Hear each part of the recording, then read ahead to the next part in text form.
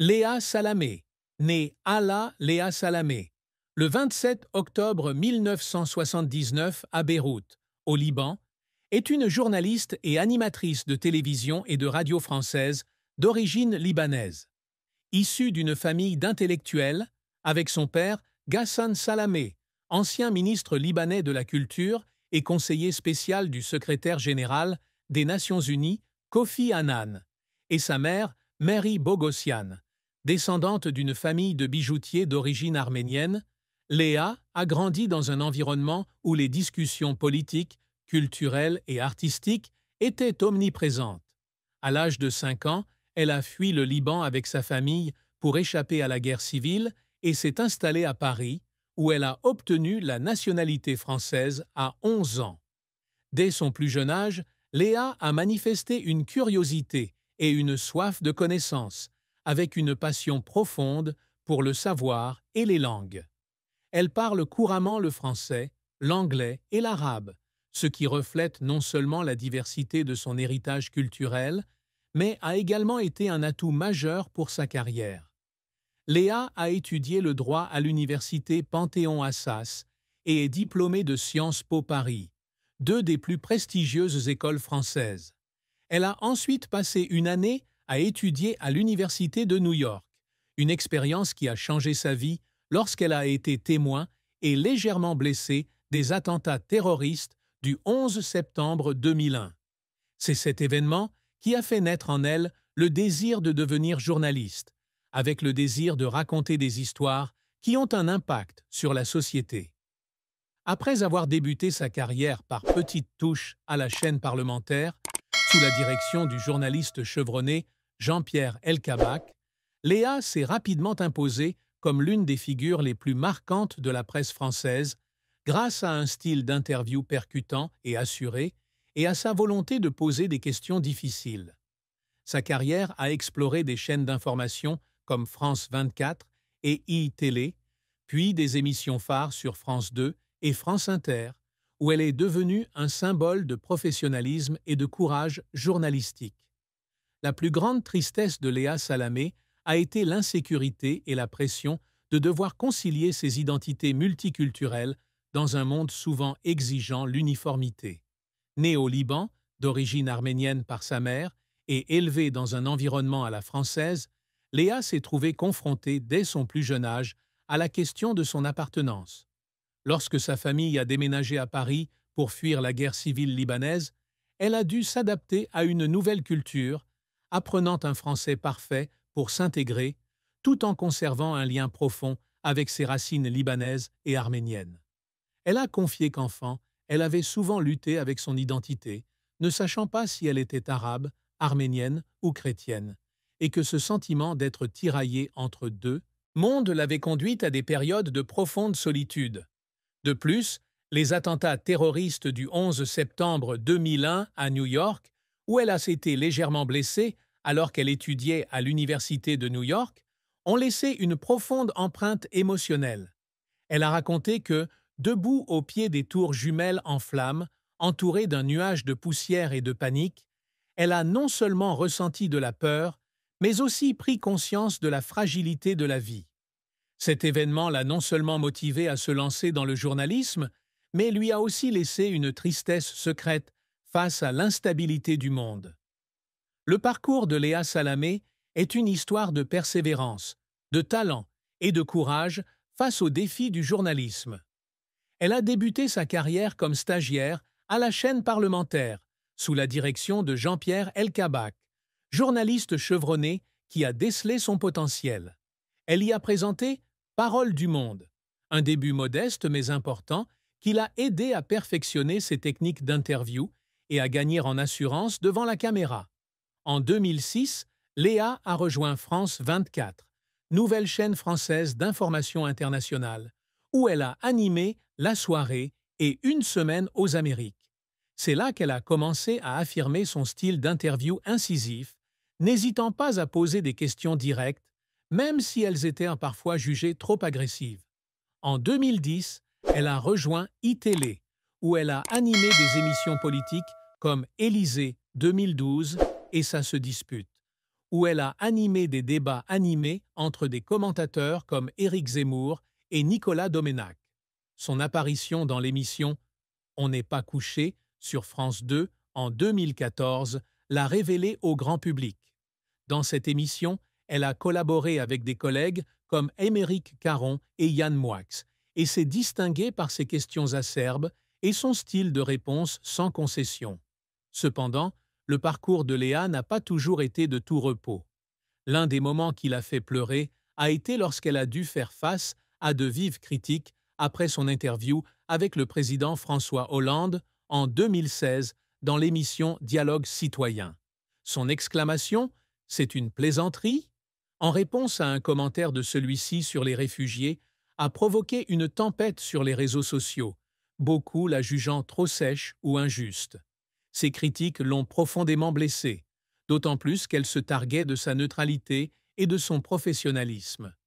Il y avait des soirs où elle rentrait chez elle, seule dans son appartement parisien, et laissait couler ses larmes en silence, se sentant incomprise et obligée d'être toujours parfaite.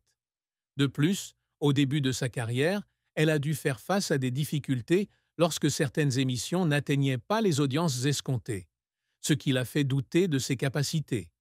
Pour surmonter ces difficultés, Léa a consacré des heures à se documenter, à préparer méticuleusement chaque interview et à rechercher le soutien de sa famille, en particulier de son père, qui a toujours été son plus grand soutien. Léa Salamé a connu un grand succès, faisant d'elle l'une des journalistes les plus respectées de France. L'un des moments forts de sa carrière a été son titre de Femme de l'année, décerné par GQ en 2014, une reconnaissance pour son style d'interview pointu et sa forte présence à la télévision. En 2015, elle a reçu le prix Philippe Caloni de la meilleure intervieweuse, témoignant de sa capacité à poser des questions difficiles tout en gardant un air calme et posé. Son émission « On n'est pas couché » sur France 2 l'a rendue célèbre, où elle s'est distinguée par ses échanges francs avec des personnalités célèbres, des hommes politiques aux artistes. Animant l'émission politique avec David Pujadas, puis Vous avez la parole sur France 2, elle a consolidé son statut de journaliste politique de premier plan avec des interviews de personnalités telles que Nicolas Sarkozy et Emmanuel Macron, qui ont attiré des millions de téléspectateurs.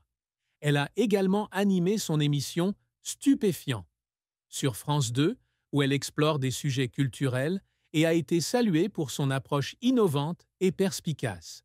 À la radio, elle co-animait l'émission matinale le 7 septembre, devenue le 7 octobre, sur France Inter, avec Nicolas Demorand depuis 2017, ce qui en a fait l'émission matinale la plus écoutée en France, grâce à sa combinaison d'informations de qualité et de style d'interview captivant.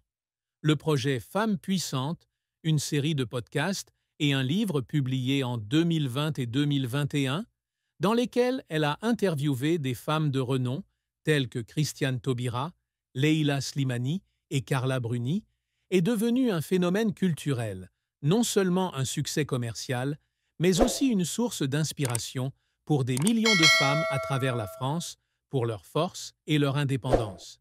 Malgré ses nombreuses réussites, Léa Salamé a également connu son lot d'échecs et de défis au cours de sa carrière. Un revers notable est survenu en 2018, lorsqu'elle et son collègue Nicolas Demorand ont été vivement critiqués après la diffusion d'une vidéo d'autocongratulation sur le site web de France Inter, peu après l'annonce de la démission du ministre de l'Environnement, Nicolas Hulot, dans l'émission Le 7-9. Cet acte a été jugé indélicat et Léa a ensuite exprimé publiquement ses regrets, reconnaissant qu'il s'agissait d'une erreur. Cet incident l'a laissée dans l'embarras et a suscité des critiques publiques, ébranlant l'image professionnelle qu'elle s'était forgée de si longtemps.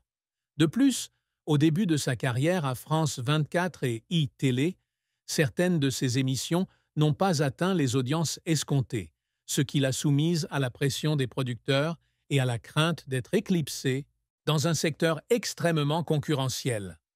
Un autre défi s'est présenté en 2019 lorsqu'elle a été contrainte de quitter temporairement l'émission politique et le 7-9 pour éviter des conflits d'intérêts suite à la candidature de son compagnon, Raphaël Glucksmann, aux élections européennes. Cette période l'a laissé tirailler entre la défense de sa neutralité professionnelle et le soutien à son partenaire, une situation qui a généré de nombreuses tensions internes. Ces défis, bien que douloureux, ont aidé Léa à faire preuve de résilience et d'adaptabilité, l'obligeant à apprendre à concilier vie personnelle et carrière, tout en s'améliorant constamment pour répondre aux attentes élevées de son public et d'elle-même. Léa Salamé s'efforce toujours de se réaliser, non seulement pour affirmer son talent, mais aussi pour avoir un impact positif sur la société. L'un de ses plus grands objectifs est de devenir une journaliste capable de porter la voix sur des sujets importants, de la politique à la culture, en passant par l'égalité des sexes. Le projet Femmes puissantes témoigne de cette aspiration, car elle utilise sa plateforme pour mettre en lumière des femmes exceptionnelles, des politiciennes comme Christiane Taubira, aux artistes comme Carla Bruni, inspirant ainsi à son public un sentiment de force et d'autonomie. Elle a également œuvré sans relâche pour maintenir le 7 septembre, devenu le 7 octobre, au rang de première émission matinale de radio en France, avec un contenu de qualité, évitant le sensationnalisme et attirant néanmoins un large public, notamment auprès des intellectuels et des classes moyennes. Son animation de Quelle époque sur France 2 à partir de 2022 marque une nouvelle avancée, créant un espace de discussion sur l'actualité et la culture avec des invités divers, des personnalités politiques aux stars du spectacle. Par ailleurs, Léa a toujours défendu la liberté de la presse, soulignant l'importance de permettre à toutes les voix d'être entendues, même les plus controversées, tout en conservant un esprit critique. Son engagement envers des causes caritatives, comme le don de 18 000 € par l'intermédiaire du Club des Invincibles pour soutenir l'association Mamama, qui vient en aide aux femmes et aux enfants démunis, témoigne de sa volonté d'utiliser son influence pour créer un changement positif. Ses réussites ne sont pas seulement personnelles, mais aussi l'héritage d'une journaliste qui a toujours cherché à marquer de son empreinte le discours public en France. Léa Salamé, aussi vive et forte qu'elle soit dans sa carrière, a également connu un parcours émotionnel haut en couleurs, où elle a affronté des émotions allant du bonheur intense à des défis exigeant patience et sacrifice. Le plus grand amour de sa vie est sa relation avec Raphaël Glucksmann, écrivain, militant politique et philosophe français, rencontré en 2015 lors d'un enregistrement de l'émission On n'est pas couché. Cette rencontre a marqué un tournant dans la vie de Léa. Raphaël, doté d'une grande intelligence et d'une passion pour les questions sociales, l'a immédiatement séduite, non seulement par son intelligence, mais aussi par sa sincérité et sa compassion. Dès leur première conversation, ils ont rapidement découvert une compréhension commune du monde, des discussions politiques au partage de leur traumatisme personnel. Léa, habituée à garder ses distances dans ses relations pour préserver son indépendance, a senti son cœur palpiter pour la première fois devant un homme qui non seulement la respectait, mais la mettait aussi au défi intellectuellement. Leur histoire d'amour n'a pas été de tout repos. Lorsque Raphaël a décidé de se présenter aux élections européennes de 2019 sur la liste du parti Place Publique, Léa s'est retrouvée face à un dilemme. Journaliste, elle s'était toujours targuée de sa neutralité et de son objectivité professionnelle, mais sa relation avec un homme politique l'a mise au bord du conflit d'intérêts. Pour protéger sa réputation et son professionnalisme, Léa a pris la douloureuse décision de se retirer temporairement d'émissions politiques telles que l'émission politique et le 7-9 pendant la campagne électorale de Raphaël. Cette décision a non seulement affecté leur carrière, mais a également mis leur relation à rude épreuve. Ils ont passé de longues nuits assis dans leur appartement parisien, à débattre intensément de la manière de concilier amour et responsabilité professionnelle. Léa a un jour confié avoir beaucoup pleuré pendant cette période, non pas par manque de confiance en Raphaël, mais par crainte que leur amour ne porte atteinte aux valeurs qu'elle avait passé sa vie à construire. Pourtant, c'est le soutien inconditionnel de Raphaël qui l'a toujours encouragée à privilégier sa carrière, qui les a aidés à surmonter cette épreuve.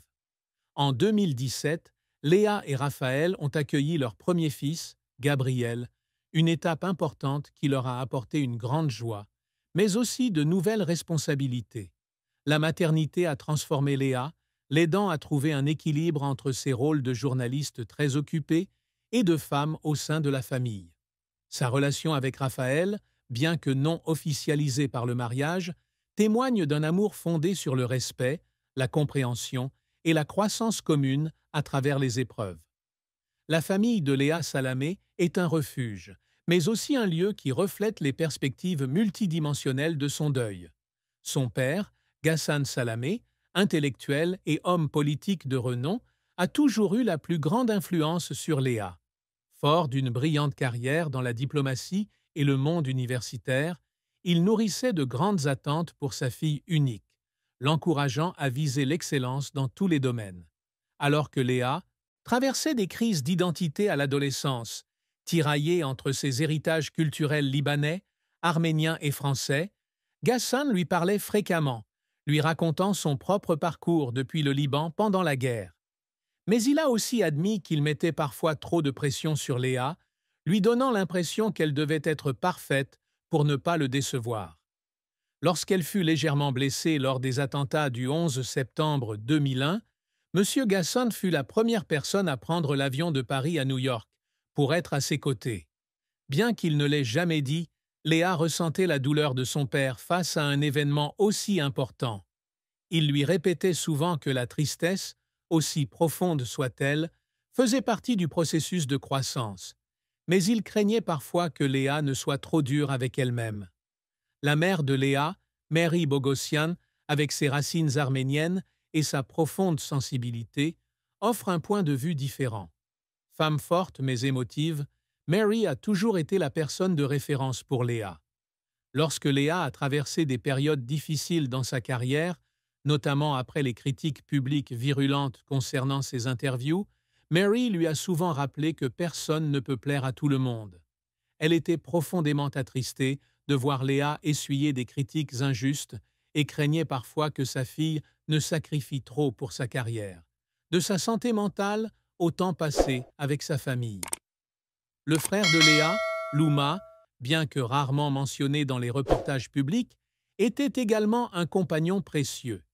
Il l'appelait régulièrement pour prendre de ses nouvelles, surtout lorsqu'elle se sentait isolée par la pression du travail ou par des disputes concernant sa relation avec Raphaël. La famille de Léa, bien que soutenante, n'était pas exempte de désaccords. Certains membres de sa famille, notamment au Liban, estimaient qu'elle s'était trop concentrée sur sa carrière en France et avait négligé de maintenir des liens forts avec sa culture d'origine. Cependant, ils étaient fiers de ce qu'elle avait accompli et l'ont soutenue dans les moments les plus difficiles. Tout au long de sa brillante carrière, Léa Salamé a gardé un secret qu'elle partageait rarement, même avec ses proches, son burn-out silencieux pendant ses années de gloire. Journaliste exigeante, Léa travaille sans relâche, préparant des interviews, animant des émissions de télévision, coordonnant des projets radio et écrivant des livres. Entre 2016 et 2018, alors qu'elle animait simultanément On n'est pas couché, l'émission politique et le 7-9, son emploi du temps chargé l'a épuisée physiquement et mentalement. Certains jours, elle ne dormait que 3 à 4 heures, passant le plus clair de son temps à lire, à faire des recherches et à préparer ses émissions. Malgré son apparence confiante et professionnelle, Léa souffrait souvent de crises d'angoisse lorsqu'elle avait le sentiment de ne pas être à la hauteur des attentes de son public, de ses collègues et d'elle-même. Ces moments se déroulaient souvent dans le calme, assise seule dans son bureau ou dans sa voiture après un tournage, essayant de contrôler les pensées négatives qui l'envahissaient. Léa a choisi de cacher ce secret, craignant qu'admettre sa vulnérabilité ne nuise à sa crédibilité dans un secteur impitoyable face aux signes de fragilité. Elle s'est tournée vers des méthodes de bien-être, comme la tenue d'un journal intime, la méditation et de courtes escapades à la campagne pour se ressourcer. Elle comptait également sur le soutien de sa mère et de Raphaël, même si elle partageait rarement l'ampleur du stress qu'elle ressentait. Garder ce secret ne visait pas seulement à protéger son image, mais aussi à se convaincre qu'elle pouvait s'en sortir seule.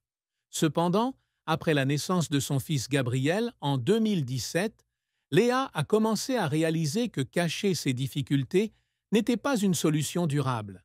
Elle a progressivement appris à en parler à Raphaël et à quelques amis proches, trouvant ainsi un équilibre entre vie professionnelle et vie privée. Ce secret, autrefois pesant, est devenu une précieuse leçon, l'aidant à apprécier davantage l'importance d'être honnête avec elle-même et avec les personnes qu'elle aime. La relation de Léa Salamé avec Raphaël Glucksmann, bien que non officialisée par le mariage, est l'un des moments les plus importants de sa vie, source de joie et de défis constants. Depuis leur rencontre en 2015, Léa et Raphaël ont bâti une relation fondée sur le respect mutuel et l'affinité intellectuelle.